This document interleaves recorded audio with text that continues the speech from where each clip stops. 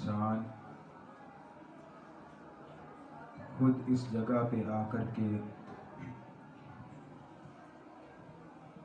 جو گفتگو کر رہا ہو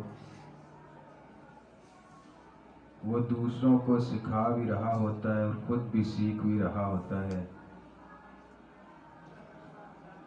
جس وقت ہم بیٹھے سن رہے ہوتے ہیں تو اس وقت ہم اپنے سننے والے بھائی جو ہم سے ہم کلام ہو رہا ہوتا ہے اس کی غلطیوں اور خطاؤں کو بخوبی محسوس کر رہے ہوتے ہیں، لیکن بسا اوقات ایسا ہوتا ہے جب ہماری باری آتی ہے اس وقت ہم سے بھی وہی خطائیں سرزد ہوتی ہیں۔ تو عزیز طلباء کرام،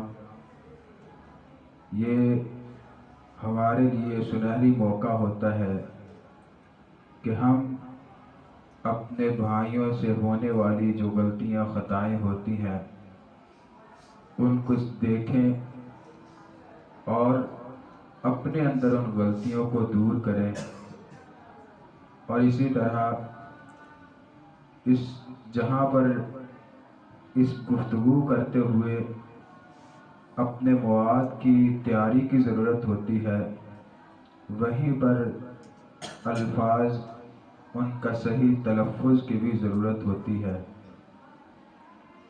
تو باقی انشاءاللہ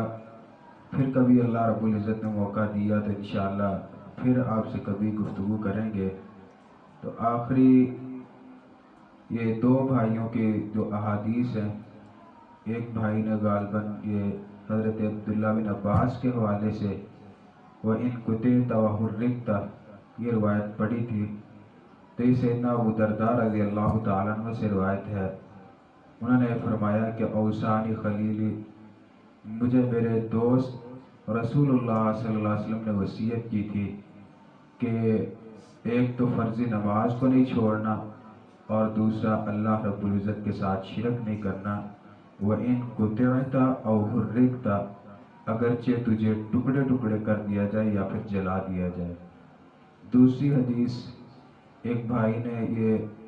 سیدنا بلال رضی اللہ تعالیٰ عنہ کا یہ قول کے حوالے سے پیش کیا ہے، بلکہ یہ مرفوع روایت ہے اور صحیح روایت ہے کہ رسول اللہ صلی اللہ علیہ وسلم نے فرمایا جو بندہ اپنے مسلمان بھائی کی عیادت کے لیے صبح کے وقت جاتا ہے تو 70,000 فرشتے اس کے لیے رحمت اور بخشش کی دعائیں کرتے ہیں، شام تک اس کے لیے دعائیں کرتے رہتے ہیں، اور جو شام کو جاتا ہے اس کے لیے صبح تک دعائیں کرتے رہتے ہیں۔ تو باقی پھر کبھی موقع ملا انشاءاللہ پھر کبھی گفتگو کریں گے۔ اللہ رب العزت سب سے پہلے مجھے اور ہم سب کو عمل کرنے کی توفیق عطا فرمائے۔